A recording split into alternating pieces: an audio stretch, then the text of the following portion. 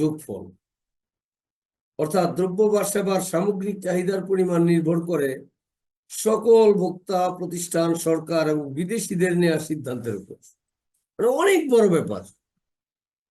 অর্থাৎ আমরা জাতীয় আয় পড়ানোর সময় যে বলছি যে ওয়াই বা জিএনপি সমান সি প্লাস আই প্লাস জি ব্যয় পদ্ধতিতে,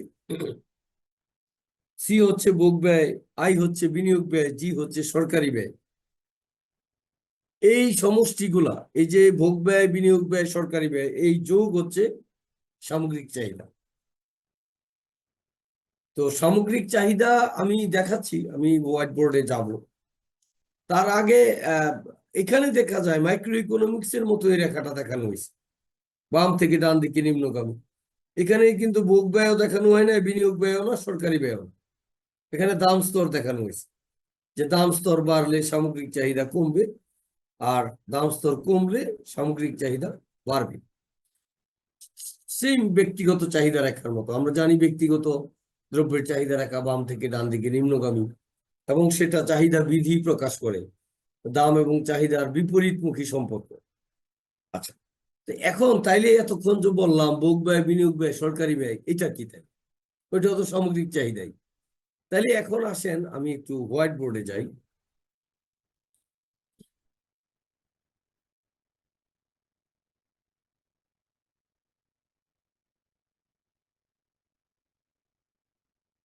অসম্ভব গরমে জনজীবন অতিষ্ঠ হয়ে গেছে। এখন একটু বৃষ্টি হয়েছে, তাও সন্তোষজনক না। আমি বলতে চাচ্ছি, যখন নাকি আপনি লম্ব অক্ষে দাম স্তর দেখাবেন, দাম স্তর, হ্যাঁ, দাম স্তর লেখাটা, এটা দিয়ে লেখা অনেক কঠিন। আর ভূমি অক্ষে যদি ওয়াই দেখান বা জাতীয় আয়, তাহলে সাধারণ চাহিদা রেখার মতোই হবে, এডি রেখা, সামগ্রিক চাহিদা রেখা এরকম আছে। কিন্তু যখন নাকি আপনি লম্ব অক্ষে ভোগ, বিনিয়োগ, ইনভেস্টমেন্ট এবং সরকারি ব্যয় এইগুলি দেখাবেন, ভূমি অক্ষে জাতীয় আয় দেখাবেন, তখন ভোগ রেখা কেমন থাকে? এমন থাকে। অর্থাৎ ভোগ রেখাটা একটা সামগ্রিক চাহিদা রেখা। কারণ আমরা ভোগ রেখা যে আয়টা দেখাইছি গত ক্লাসে, ভোগ রেখাটা স্বয়ংভূত ভোগ এবং প্ররোচিত ভোগের সমষ্টি ছিল। এতটুকু কি স্বয়ংভূত ভোগ, আয় যতই থাক, হ্যাঁ, এটাকে বলে স্বয়ংভূত ভোগ রেখা। আর স্বয়ংভূত আর প্ররোচিত মিলে হয়েছে মোট ভোগ রেখা। আমরা গত ক্লাসে কিন্তু খুব অনেক সময় নিয়ে দেখাইছিলাম আমরা। তাহলে এই যে সি রেখাটা, এই ভোগ রেখা, এই ভোগ রেখা মানে সামগ্রিক চাহিদা রেখা। মানে সারা বাংলাদেশের মানুষ কি পরিমাণ ভোগ করে সেটাই তার চাহিদা রেখা। এখন ভোগে যদি ব্যক্তির পাশাপাশি কোম্পানি বিবেচনায় আসে, যে C plus I, C plus I বা ইনভেস্টমেন্ট, তাহলে বিনিয়োগ চাহিদা, ওইটাও চাহিদা, এটা ভোগ চাহিদা, তাহলে এটাও একটা সামগ্রিক চাহিদা রেখা। আবার যদি সরকারও ব্যয় করে, তাহলে সি প্লাস আই প্লাস জি, তিন সেক্টর অর্থনীতিতে সামগ্রিক চাহিদা রেখা এটা। আপনাদেরকে আমি যে শীট দিচ্ছি সেটার মধ্যে এইভাবে সামগ্রিক চাহিদা রেখা আঁকা নাই। কিন্তু আমি যেটা এই জন্য দেখাইছি, ভবিষ্যতে আপনারা অন্য বইতে বা অন্য কোথাও যখন দেখবেন সামগ্রিক চাহিদা এরকম, তখন আপনারা তো বলবেন যে আমাদের স্বার্থ পড়াইছে ডান দিকে নিম্নগামী, হ্যাঁ, সাধারণ চাহিদা রেখা। তো সাধারণ চাহিদা রেখার মতোই সামগ্রিক চাহিদা ডিপেন্ড করে আপনি লম্ব অক্ষে কি দেখাচ্ছেন। তাহলে লম্ব অক্ষে যখন দাম স্তর দেখাবেন, ভূমি অক্ষে জাতীয় আয়, এটা কিন্তু কোনো ব্যক্তির আয় না, সামষ্টিক অর্থনীতির কনসেপ্ট। সো সামগ্রিক চাহিদা রেখা, ঠিক আছে?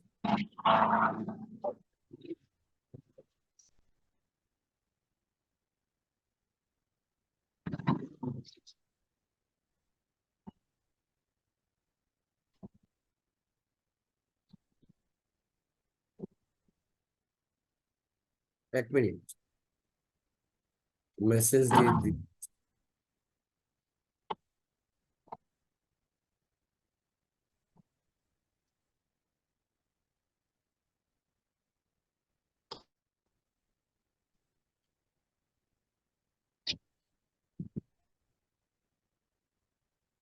আচ্ছা, তাহলে এই হচ্ছে সামগ্রিক চাহিদার বিষয়। তো পরীক্ষায় যে কোশ্চেনটা হবে সেটা হবে এইভাবে, যে সামগ্রিক চাহিদা রেখা কাকে বলে, আর সামগ্রিক চাহিদা কি, সামগ্রিক চাহিদা রেখা কি, সামগ্রিক চাহিদা রেখার স্থানান্তর ব্যাখ্যা করুন। তো এতক্ষণ যেটা আমি বললাম, তার মানে একটা দেশের ভোগ চাহিদা, বিনিয়োগ চাহিদা যেটা প্রতিষ্ঠান করে, সরকারের চাহিদা যেটা সরকারি ব্যয় দেখায়, আচ্ছা, এবং রপ্তানি বিদেশিরা যেটা আমাদের থেকে কিনে, আচ্ছা, তাহলে এইগুলো হচ্ছে সামগ্রিক চাহিদা, এই সবগুলোর সমষ্টি। আর রেখা যখন দেখানো হবে যে সামগ্রিক চাহিদা রেখা, এডি মানে এগ্রিগেট ডিমান্ড, উৎপাদন ও দাম স্তরের সম্পর্ককে প্রকাশ করে। আর যেটা আমি বললাম, ভূমি অক্ষে উৎপাদনের পরিমাণ মানে একটা দেশের জাতীয় আয়, মানে ন্যাশনাল ইনকাম, কোন প্রতিষ্ঠানের উৎপাদন না, কিন্তু টোটাল ওয়াই দিয়ে প্রকাশ করা হয়েছে। ওয়াই মানে জাতীয় আয়ের প্রতীক, জিএনপি। তাহলে সামগ্রিক চাহিদা রাখা বিভিন্ন দাম স্তরে একটি অর্থনীতির সকল দ্রব্য ও সেবার চাহিদার পরিমাণকে নির্দেশ করে। অর্থনীতির সকল দ্রব্য ও সেবা বুঝে পড়তে হবে কিন্তু। অর্থাৎ সামগ্রিক চাহিদা রেখা বলতে এমন একটি রেখা বোঝায় যার বিভিন্ন বিন্দুতে উৎপাদন বা প্রকৃত আয় এবং দাম স্তরের বিভিন্ন সংমিশ্রণ প্রকাশ পায়। আমি আবার বলছি, সাধারণ চাহিদা রেখার মতোই একজন ব্যক্তির চাহিদা রেখা লম্ব অক্ষে দাম, ভূমি অক্ষে চাহিদার পরিমাণ থাকে, সেম, শুধু এখানে দাম স্তর লিখবেন, আর এখানে উৎপাদনের মানে চাহিদার পরিমাণ না লিখে কি লিখবেন, উৎপাদনের পরিমাণ, আই মিন জাতীয় আয়। তাহলে কি লিখছে যে প্রকাশ পায়, এবং চিত্রে দেখা যাচ্ছে সামগ্রিক চাহিদা রেখা বাম থেকে ডান দিকে নিম্নগামী, এই যে নিম্নগামী রেখা। অর্থাৎ দাম স্তর যদি বেশি হয় আপনার চাহিদা, ভোগ চাহিদা কমবে, আর দাম যদি কমে আপনি ভোগ বাড়াবেন, এটা স্বাভাবিক। আচ্ছা, তাহলে আহ সারা দেশের মানুষের চিত্র তাই। তাহলে চিত্রে কি দেখা যায়, ইহা দ্বারা বোঝা যায় যে অন্যান্য অবস্থা যখন অপরিবর্তিত থাকে তখন দাম স্তর হ্রাস পেলে দ্রব্য বা সেবার সামগ্রিক চাহিদার পরিমাণ বৃদ্ধি পায়, আর দাম স্তর বৃদ্ধি পেলে দ্রব্য বা সেবার সামগ্রিক চাহিদার পরিমাণ হ্রাস পায়। ঠিক আছে, চিত্রে দেখা যায় P1 থেকে যদি দাম কমে P2 হয় নিচে, নিচে P2 মানে কম, আবার বলেন না যে P2 কি বেশি নাকি।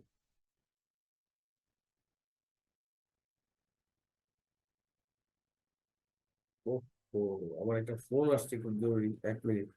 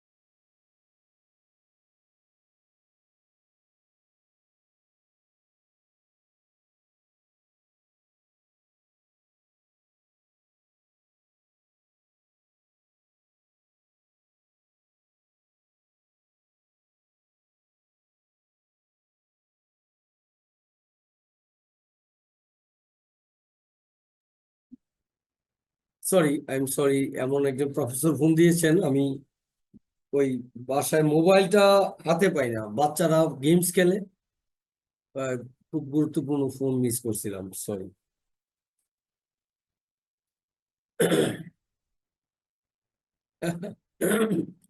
আচ্ছা, ইটস ওকে। তো আমি যেটা যেখানে ছিলাম, যে সামগ্রিক চাহিদা রেখার এই পরিস্থিতি, তাহলে এই পর্যন্ত যতটুকু বুঝাইলাম, সেটা বুঝেন নাই কে কে এমন আছেন? সামগ্রিক চাহিদা রেখা বা চাহিদা কি প্রশ্ন করেন থাকলে। আচ্ছা, এখন এই বিষয়টা যেটা, এগুলা পড়ার দরকার নাই। এখানে একটা জিনিস, যেটা সামগ্রিক চাহিদা রেখা কেন ডান দিকে নিম্নগামী হয়, এটা একটা প্রশ্ন আছে, কিন্তু এই উত্তরটা ভুল দিছে, উত্তরটা ঠিক নাই। তো এই প্রশ্নটা যদি আমি পড়াই, ভবিষ্যতে এটার অ্যান্সার আমি অন্য জায়গা থেকে দিব। হ্যাঁ, আজকে আপাতত থাকলো এগুলি। আমরা আমাদের মূল জায়গায় চলে যাই, যেটা হচ্ছে সামগ্রিক চাহিদা রেখার স্থানান্তরে, যেটা পরীক্ষার প্রশ্ন হতে পারে। আচ্ছা, তাহলে সামগ্রিক চাহিদা রেখা কেন স্থানান্তর হয়? তা আমরা একটা জিনিস খেয়াল করব, যে যদি সাধারণ চাহিদা রেখা আপনারা ফার্স্ট সেমিস্টারে বুঝে থাকেন, হ্যাঁ, তাহলেই বুঝতে পারবেন যে চাহিদা রেখার, সামগ্রিক চাহিদা রেখা কেন স্থানান্তর। তা আমি আপনাদেরকে একটু ফার্স্ট সেমিস্টারের আপনাদের সাধারণ চাহিদা রেখায় নিয়ে যাচ্ছি, না হলে কথা বলে লাভ নাই। তো এখানে সাধারণ চাহিদা রেখা আপনারা পড়ছেন ইকোনমিক প্রিন্সিপালস অফ ইকোনমিক্স 1-এ। তাহলে সেখানে কি ছিল, যে একটা কোশ্চেন ছিল এরকম, যে চাহিদার সংকুচন প্রসারণ, আরেকটা ছিল চাহিদার হ্রাস বৃদ্ধি। কেউ কি মনে করতে পারছেন কিনা, যে সংকুচন প্রসারণ কি? একই চাহিদা রেখায় ভোক্তার অবস্থানগত পরিবর্তন, যে দাম কমছে, চাহিদা বাড়ছে। আবার দেখা গেল দাম বাড়লো, দাম যদি বাড়ে তাহলে চাহিদা কমবে। এরকম ছিল।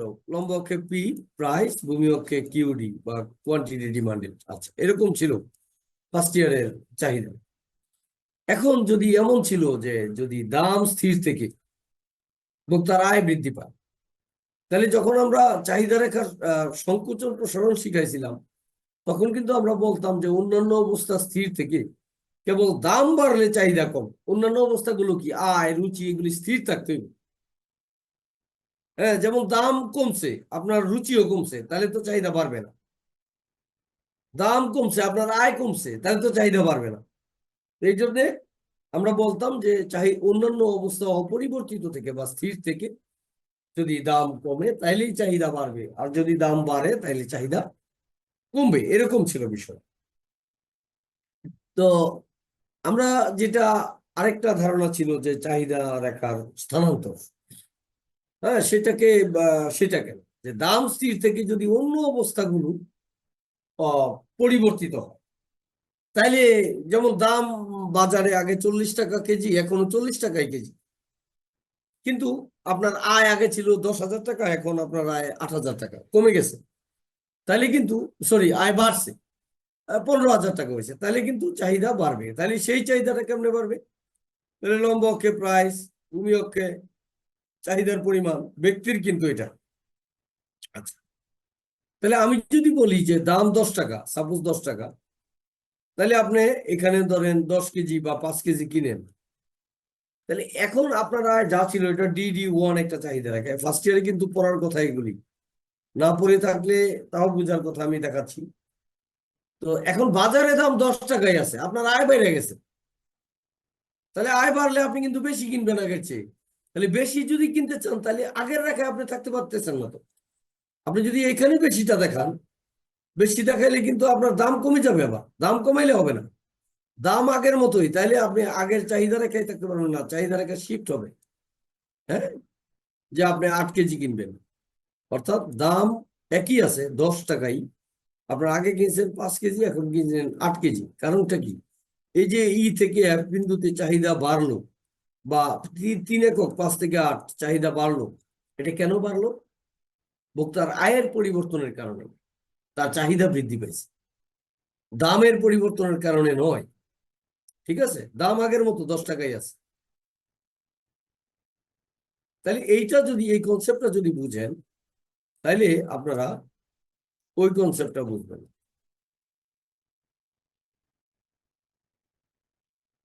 যেমন প্রত্যাশা, কি কি কারণে সামগ্রিক চাহিদা রেখা স্থানান্তর হয়। তাহলে স্থানান্তর আমরা একটা জিনিস জানবো, যে যদি কোনো কারণে আপনার চাহিদা বৃদ্ধি পায়, তাহলে চাহিদা রেখা ডান দিকে স্থানান্তরিত হবে। আর যদি কোনো কারণে উল্টা বিপরীত অবস্থা হয়, যে আপনার এই চাহিদা হ্রাস পায়, বাজার দাম আগের মতোই আছে, তাহলে চাহিদা রেখা বামে শিফট হবে। এই জিনিসটা ওইখান থেকে আমি দেখাইলাম। তাহলে দেখেন, এতক্ষণের আলোচনা থেকে স্পষ্ট হয়েছে যে দাম স্তর হ্রাস পেলে দ্রব্য বা সেবার চাহিদার পরিমাণ বৃদ্ধি পায়। এটা ব্যক্তির ক্ষেত্রেও, রাষ্ট্রীয় ক্ষেত্রেও। এবং দাম স্তর বৃদ্ধি পেলে দ্রব্য বা সেবার চাহিদার পরিমাণ হ্রাস পায়, যা সামগ্রিক চাহিদা রেখা নিম্নগামী হওয়ার কারণ।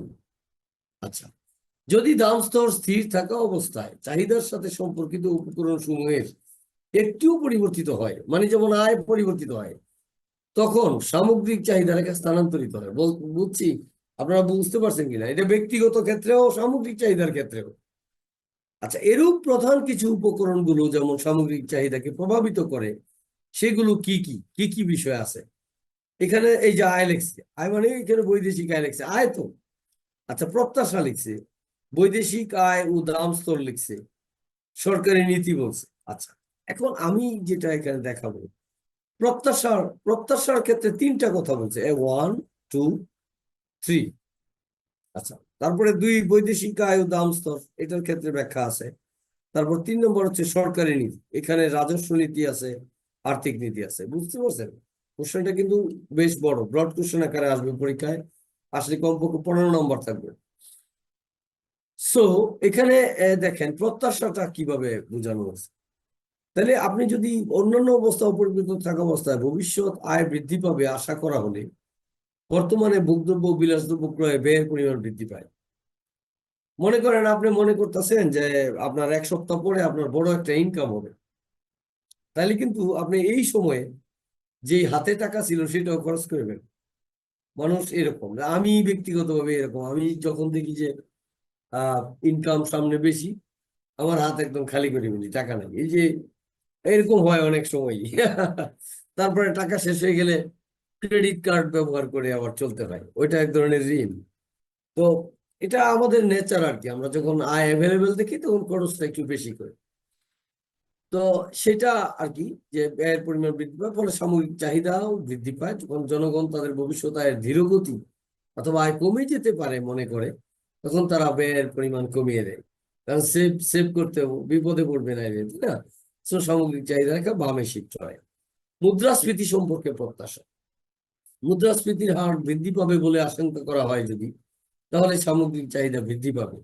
অর্থাৎ সামনে যদি মনে হয় যে দ্রব্যের দাম বেড়ে যাবে, মুদ্রাস্ফীতি মানে কি? দ্রব্যের দাম বৃদ্ধি, ঊর্ধ্বগতি, তাহলে কিন্তু আপনার এই মুহূর্তে আপনি পেঁয়াজ যেখানে 3 কেজি কিনতেন, সেখানে আপনি 8 কেজি কিনবেন, কারণ পেঁয়াজের দাম বেশি বৃদ্ধি পেতে পারে। সো সাবধান হয়ে বেশি কিনে ফেলবেন, ঠিক আছে? সো সামগ্রিক চাহিদা ডানে যাবে, আর বিপরীত অবস্থায় বামে। এই বর্ণনা এখানে লেখা আছে। আচ্ছা, ভবিষ্যৎ মুনাফা সম্পর্কে প্রত্যাশা, ওই একই কথা। যদি প্রতিষ্ঠানের মূলধনী দ্রব্য বা যন্ত্রপাতি ক্রয়ের চাহিদা পরিবর্তিত হয়, আসলে ভবিষ্যৎ মুনাফার যে কোনো ধরনের পরিবর্তনে, তো উদাহরণস্বরূপ প্রযুক্তিগত কোনো পরিবর্তন ফার্ম সমূহের উৎপাদনশীলতা বাড়াতে পারে। সেক্ষেত্রে ফার্ম সমূহ আশা করতে পারে যে এই নতুন প্রযুক্তি ব্যবহারে তাদের মুনাফা বৃদ্ধি পাবে। এ ধরনের প্রত্যাশা নতুন প্লান্ট বা যন্ত্রপাতি ক্রয়ের চাহিদাকে বৃদ্ধি করে, ফলে সামগ্রিক চাহিদা বৃদ্ধি পায় এবং চাহিদা রেখা ডান দিকে শিফট হয়। এখানে প্রাতিষ্ঠানিক কথাটা লিখছে। এটা তো সামগ্রিক চাহিদা তো ব্যক্তিগত না, আমি বললাম ব্যক্তিগত প্লাস প্রাতিষ্ঠানিক প্লাস সরকারি। আচ্ছা, কথাগুলো কি বুঝতে পারেন আপনারা? বলতেছি যে জি স্যার, বুঝতে পারি। ওকে, গেল এটা। তারপরে আসেন বৈদেশিক আয় এবং দাম স্তর। তো বৈদেশিক আয় যেটা, যে দেশের অভ্যন্তরে দাম স্তরের পরিবর্তন বৈদেশিক দ্রব্য এর সাথে তুলনামূলক দেশীয় দ্রব্যের দাম এবং চাহিদার পরিবর্তন করে, যা নিট রপ্তানিতে প্রভাবিত। যে আপনারা দেখেন যে বৈদেশিক যেই দ্রব্য আছে, হ্যাঁ, যে আমরা ইম্পোর্ট করি অনেক কিছু, তো সেগুলোর দাম যদি দেশীয় দ্রব্যের চেয়ে বেশি হয়, কম হয়, তাহলে অনেক সময় চাহিদা হ্রাস বৃদ্ধি পেতে পারে। যখন বৈদেশিক আয় বৃদ্ধি পায় তখন এক অর্থে বৈদেশিক ব্যয়ও বৃদ্ধি পায়। যেমন দেখেন, আমরা প্রবাসী যারা বিদেশ থেকে টাকা পাঠায় তারা কিন্তু ব্যাপক ব্যয় করে। হ্যাঁ, ব্যাপক ব্যয় করে। তারা কিন্তু দেখবেন স্বর্ণ অলংকার, ফার্নিচার, বিল্ডিং। কারণ বিদেশি আয় বাড়লে কিন্তু ব্যয় বাড়ে, স্বাভাবিক। অভ্যন্তরীণ রপ্তানি বৃদ্ধিতে সামগ্রিক চাহিদা বৃদ্ধি পায়। আমাদের রপ্তানি আয় বাড়লেও আমাদের চাহিদা বৃদ্ধি পাবে, কারণ আয় অবশ্যই আপনাকে কনজাম্পশনের দিকে ঠেলবে।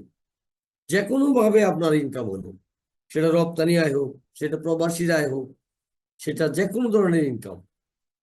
ইভেন আপনি কেউ যদি আপনাকে গিফট দেয়, সরকার সাপোজ আপনি ফ্রি টাকা পাইলেন কিছু, হ্যাঁ, সেটার প্রতি দরদ থাকে না। কিন্তু কেউ গিফট দিলে দেখবেন একটা কিছু করে ফেলবে না। তো এরকম। তারপর সরকারি নীতি আছে কিছু বিষয়, যে যে রাজস্ব নীতি, আর্থিক নীতি, এইসব নীতি মাধ্যমে সামগ্রিক চাহিদার হ্রাস বৃদ্ধি ঘটে থাকে। তাহলে দেখা যাক সরকারি নীতি কিভাবে আছে। সরকার কর্তৃক দ্রব্য বা সেবা ক্রয়। সামগ্রিক চাহিদার উপর দ্রব্য বা সেবার সরকারি ক্রয় সরাসরি প্রভাব ফেলে।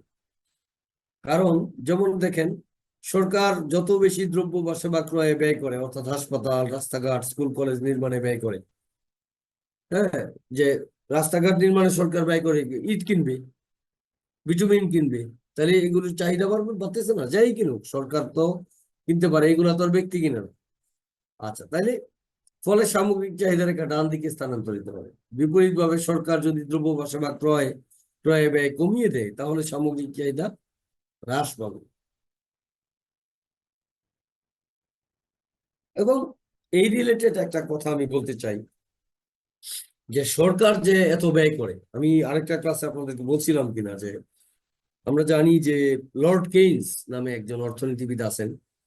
আমরা জানি 1929 সনে যুক্তরাষ্ট্রে ভয়াবহ যেটাকে বলা হয় মহামন্দা, ইংলিশে বলে গ্রেট ডিপ্রেশন, সেটা হয়েছিল 1930-এর দশকে। তো এইটা একটু স্টোরিটা বলি, যেহেতু অর্থনীতি পড়াচ্ছি। যে আমরা জানি যে প্রেসিডেন্ট হুবার নামে একজন প্রেসিডেন্ট ছিলেন। এই যে বর্তমানে ট্রাম্প যে দলের প্রেসিডেন্ট, রিপাবলিকান, তো তিনি 1929-এর আগে প্রেসিডেন্ট ছিলেন আর কি। তো অর্থনীতির অবস্থা খুব বাজে ছিল। কোনোভাবে অর্থনীতিকে চাঙ্গা করতে পারতেছিল না। অর্থাৎ প্রচুর উৎপাদন ছিল, কেনার কেউ ছিল না, মানুষের আর্থিক আয় ছিল না, প্রচুর বেকারত্ব ছিল, ব্যাংক ব্যবস্থা অচল ছিল, শেয়ার বাজার বলতে খুবই খারাপ অবস্থা। তখন তো শেয়ার বাজার এতটা সমৃদ্ধ না, তারপরেও পশ্চিমা বিশ্বে সমৃদ্ধ ছিল। তো এই যে বিষয়গুলো, এইগুলো হলে সে অর্থনীতিকে মন্দা অবস্থা বলা হয়, বাণিজ্য চক্রের পতন বলা হয়। তো প্রেসিডেন্ট হুবারকে জনগণ আর চাচ্ছিল না, কারণ জনগণ কিন্তু ফেইল্ড সরকারকে কখনো চায় না। আর ইকোনমি যদি কন্ট্রোল না করতে পারে কেউ, তাহলে তাকে চায় না। সো বিপুল ভোটে পাশ করলো পরের বছর ডেমোক্রেটিক পার্টির নেতা প্রেসিডেন্ট রুজভেল্ট। এটা অনেক ইন্টারভিউতে আসে যে কোন মার্কিন প্রেসিডেন্ট সবচেয়ে বেশি সময় ধরে আমেরিকার ক্ষমতায় ছিল। প্রেসিডেন্ট রুজভেল্ট, তিনি 13 বছর ক্ষমতায় ছিলেন। তো তিনি এখন তো দুইবারের বেশি প্রেসিডেন্ট হইতে পারে না মার্কিন সংবিধানে। আচ্ছা, তো সেটা আমি বলতে চাচ্ছি যে রুজভেল্ট যখন ক্ষমতায় আসলেন, তখন মানুষের যে প্রত্যাশা ছিল যে প্রেসিডেন্ট রুজভেল্ট নিশ্চয়ই আমেরিকান অর্থনীতি চাঙ্গা করবেন। আর আমরা জানি তখনও সারা পৃথিবীর অর্থনীতি আমেরিকা নিয়ন্ত্রণ করত, এখনো তা। এখনো মার্কিন ইকোনমি সারা পৃথিবীর ইকোনমিকে ডমিনেট করে। এবার দেখলেন না ট্রাম্প কি করলো? শুল্ক আরোপ চায়নার উপরে, বাংলাদেশের উপরে, ইন্ডিয়ার উপরে, হ্যাঁ? এইভাবে যে শুল্ক আরোপ করলো, সারা পৃথিবী কেঁপে গেছে যে ট্রাম্প কি শুরু করছে। সো মার্কিন ইকোনমি কি বলে, controls the whole economy of the world. Everybody depends on their economy. Dollar, তাদের সবচেয়ে বড় ওয়েপন হচ্ছে ল্যাঙ্গুয়েজ, আই মিন ইংলিশ, আর ডলার। এই দুইটাই যথেষ্ট। যাক, তো প্রেসিডেন্ট রুজভেল্ট নিশ্চয়ই ম্যান্ডেট নিয়ে আসছেন, এবং তার বন্ধুর নাম হচ্ছে লর্ড কেইনস, যিনি একজন আমেরিকান প্রখ্যাত অর্থনীতিবিদ ছিলেন ওই সময়। আর তার বাবাও ছিলেন একজন অর্থনীতিবিদ। তো সেই সুবাদে তিনিও খুব সাকসেসফুল অর্থনীতিবিদ ছিলেন, এবং তিনি পরামর্শ দিচ্ছেন যে আসলে পুঁজিবাদী অর্থনীতি চলবে না। পুঁজিপতিদের মাধ্যমে যে কলকারখানা হয়, নিয়োগ নির্ধারিত হয়, দ্রব্যের দাম নির্ধারিত হয়, এইভাবে হয় না। অর্থাৎ চাহিদা যোগানের মাধ্যমে এই অটোমেটিক অর্থনীতিটা আহ, ব্যর্থ হয়েছিল। তখনই বলছে লর্ড কেইন্স যে প্রচুর পরিমাণে সরকারি ইনভেস্টমেন্ট করতে হবে, সরকারকে অনেক দায় নিতে হবে। সরকার শুধু আইন শৃঙ্খলা রক্ষা করলে হবে না, সরকারকে বলে দিতে হবে দ্রব্যের দাম কত হবে, সরকারকে বলে দিতে হবে যে আপনার চাকরি নিশ্চিত। অর্থাৎ অর্থনীতির মূল সমস্যা যেটা বেকারত্ব, মুদ্রাস্ফীতি, হ্যাঁ, এই দুইটা সমস্যার সমাধান করতে সরকারি হস্তক্ষেপ ছাড়া সম্ভব না। তাহলে সেই যে লর্ড কেইন্স বলছে যে এই যে সরকারি হস্তক্ষেপের কারণে অর্থনীতি একটা পর্যায়ে যেতে পারে, এটা for the first time Lord Keynes দেখাইছেন। এবং কেইন্সিয়ান ইকোনমি আপনাদের সিলেবাসে যদি থেকে থাকে পড়াবো, মনে হয় নাই। তো এই কেইন্সের অনেক চিত্র আছে, অনেক বিশ্লেষণ আছে, খুব ব্রড বিষয় এগুলো। তো খুব স্পষ্ট ভাবে দেখাই দিচ্ছেন কিভাবে কি হবে। তো সেই থেকে আসলে বলা হয় লর্ড কেইন্সকে সামষ্টিক অর্থনীতির জনকই বলা হয়। আর আগে, তার আগে বলা হতো সেই সরকারই উত্তম যে সরকার আসলে ব্যয় কম করে। আর বর্তমান বিশ্বে যে সরকার ব্যয় কম করবে তাকে লাথি মেরে বের বের করে দিবে। অবশ্যই সেই সরকার উত্তম যে সরকার ব্যয় বেশি করে। পৃথিবীর সকল দেশ এখন ঘাটতি বাজেট করে, আয় যা ব্যয় কয়েক গুণ বেশি থাকে, বা ব্যয় অবশ্যই বেশি থাকে। বাংলাদেশ সরকারের নিশ্চয়ই আয়ের চেয়ে ব্যয় বেশি। গত 20 বছরের বাজেট দেখেন আপনারা, প্রত্যেক বছরের বাজেট অবশ্যই আয়ের চেয়ে ব্যয় বেশি, এবং সেই ব্যয় সংকুলান করতে হয়, সেটা ফিনান্স করতে হয় আন্তর্জাতিক সংস্থা থেকে, দেশীয় ব্যাংক থেকে, বিভিন্ন ভাবে। সো জনগণকে দেখায় সরকার যে আমি ব্যয় বেশি করছি, ইনভেস্টমেন্ট করতেছি for the welfare of the state, for the welfare of the nation. So সেই সিনারিও পাবলিকও এক্সপেক্ট করে। ওকে, তো সেটা এখন এই যে সরকার কর্তৃক দ্রব্য বা সেবা ক্রয় যদি হয়, তাহলে সামগ্রিক চাহিদা বাড়বে। এখানে দ্রব্য মানে ধান চাল পাট বুঝাইতেছে না। অর্থাৎ বিভিন্ন স্থাপনা, বিভিন্ন ইনফ্রাস্ট্রাকচার করতে গিয়ে সরকার দেশ থেকে যেই দ্রব্য সামগ্রী ক্রয় করে বা ইম্পোর্ট করে, যেটাই করে, এগুলাতে সামগ্রিক চাহিদা বাড়বে। কারণ এগুলা করা মানে জনগণের আয় উপার্জন ক্ষমতা বাড়বে, আয় কর্মসংস্থান বাড়বে, হেতু সামগ্রিক চাহিদা বাড়ে। আচ্ছা, কর ও হস্তান্তর ব্যয়। করের পরিমাণ যদি কম হয় তাহলে ভোগ ও বিনিয়োগ ব্যয় দুটোই বাড়ে। অর্থাৎ ব্যক্তিগত ভোগ, ব্যক্তিগত বিনিয়োগ বাড়ে। আর করের পরিমাণ বেশি হইলে সেটা কমে। তো যদি বাড়ে, করের পরিমাণ কমলে সামগ্রিক চাহিদা বাড়বে, কারণ আপনার ক্যাপাসিটি বাড়বে। আর যদি আপনার করের পরিমাণ বেশি থাকে তাহলে আপনার ক্যাপাসিটি কমে যাবে, আপনি ভোগ ব্যয় কম করবেন। সারা দেশে একই চিত্র দেখা যাবে। ওকে,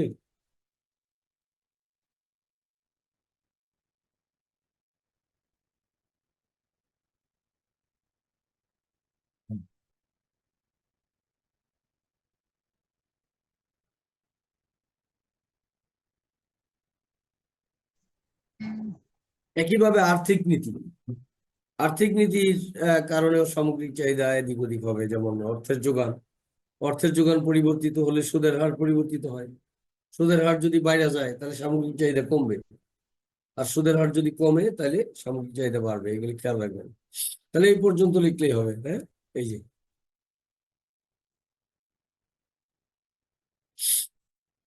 সামগ্রিক চাহিদা রেখার স্থানান্তর খুবই ইম্পর্টেন্ট প্রশ্ন এখান থেকে। ঠিক আছে, তাহলে সামগ্রিক চাহিদা রেখা কি, সামগ্রিক চাহিদা রেখার স্থানান্তর ধারণাটি ব্যাখ্যা করুন। ঠিক আছে, তাহলে এই পর্যন্ত যা পড়াইলাম, কেউ বুঝেননি বলেন?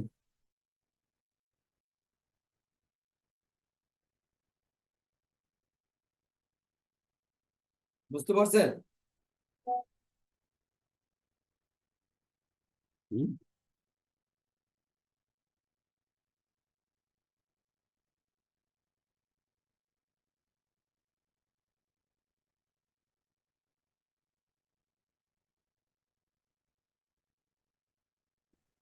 আর সামগ্রিক চাহিদা রেখা কি, এটা একটু আরেকবার যদি হ্যাঁ বলতেন। হ্যাঁ, বলেন। সামগ্রিক চাহিদা রেখা কি, এটা যদি আরেকবার বলতেন স্যার। সামগ্রিক চাহিদা রেখা কি? এটার সংজ্ঞা হচ্ছে যে রেখার মাধ্যমে দেশের মোট চাহিদার সাথে, মানে সামগ্রিক চাহিদার সাথে সামগ্রিক দাম স্তরের সম্পর্ক প্রকাশিত হয়।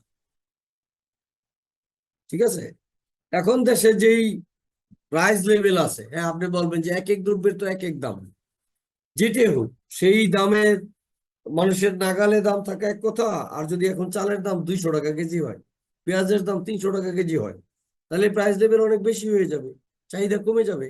যেমন 2 বছর আগে পেঁয়াজের দাম 300 টাকা হয়েছিল।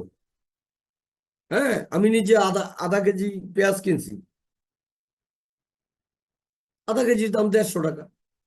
আর যদি পেঁয়াজের দাম 100 টাকা থাকে, তাহলে আপনি 1 কেজি কিনবেন 30 টাকা হইলে, এবার 5 কেজি কিনছি 100 টাকা দিয়ে। তাহলে মানে কি যে দাম স্তর, এটা শুধু পেঁয়াজের এক্সাম্পল দেখাইলাম আমি। টোটালি দাম স্তর বেশি হলে আপনার সামগ্রিক চাহিদা কমবে। আর সামগ্রিক চাহিদাটা হচ্ছে মোট, আমি একদিনই বলছি যে জাতীয় আয় যখন পড়াইছি, যে একটা দেশের মোট উৎপাদনটাই মোট আয়, মোট আয়টাই মোট ব্যয়। ঠিক আছে?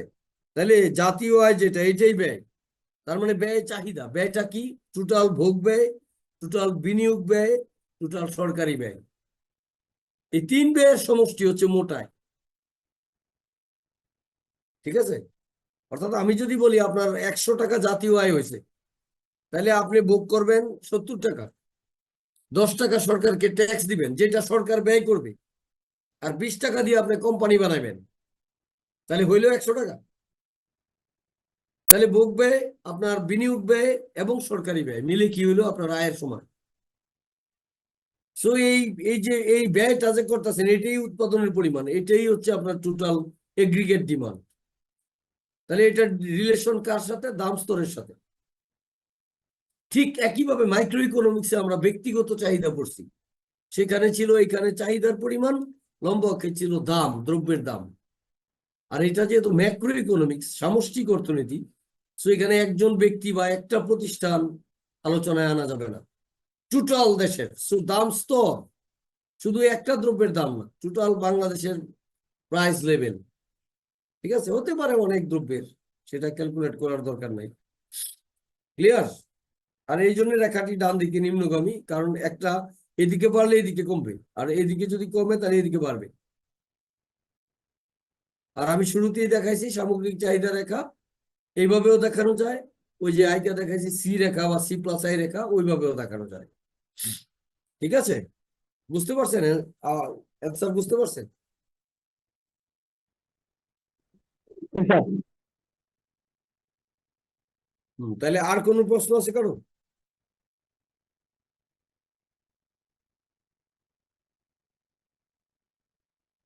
সম্ভবত নাই। তাহলে আগামী ক্লাসে আমরা সামগ্রিক সামগ্রিক যোগান পড়াবো এই শীট থেকে। আজকে আর কথা বলবো না, আমার খুব সর্দি লাগছে। আর একটা বিষয় হচ্ছে যে আমরা খুব ধীরে ধীরে আগাবো, এবং পরীক্ষার আগে অবশ্যই কোর্স কমপ্লিট হয়ে যাবে, এটা নিশ্চিত থাকেন। হুম। ক্লাসে উপস্থিত থাকবেন।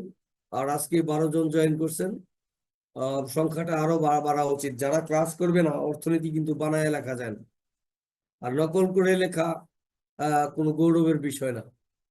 আর ঢাকা আরসিতে নকল করা যায় না, আমি যতদূর জানি, আমরা নিজেরা ডিউটি দিই। সো উন্মুক্ততে ভর্তি হয়ে অনেকের ধারণা থাকে যে নকল করে লিখে ফেলবো। তাহলে ভাই ভর্তি হয়েছেন কেন আপনারা টাকা পয়সা খরচ করে? দেখলে it is not you reading room, হ্যাঁ, ইট ইজ এক্সাম হল।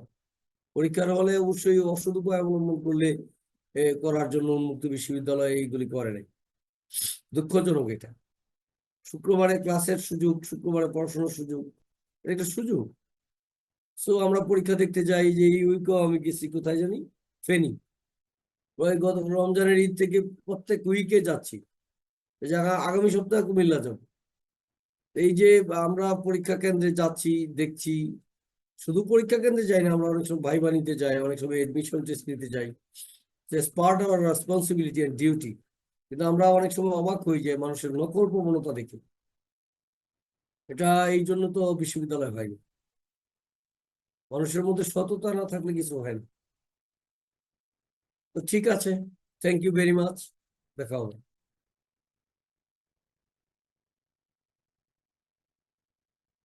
তাহলে বিদায় নিলাম নাকি? জি স্যার, আসসালামু আলাইকুম। ওয়ালাইকুম আসসালাম।